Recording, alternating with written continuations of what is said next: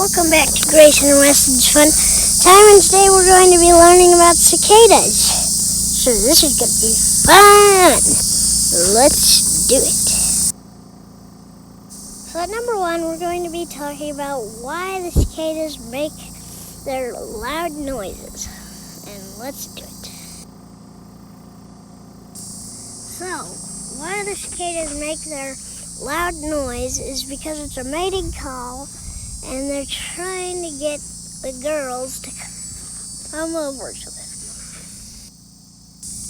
And the girls' response to the boys sounds a little bit like this.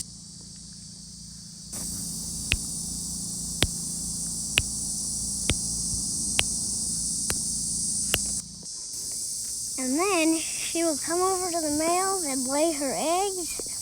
And then the larvae fall into the ground, and they stay down there for 13 to 17 years. Then they do the whole thing again. And be sure to like and subscribe and comment below and hit that thumbs up. And we'll see you next time.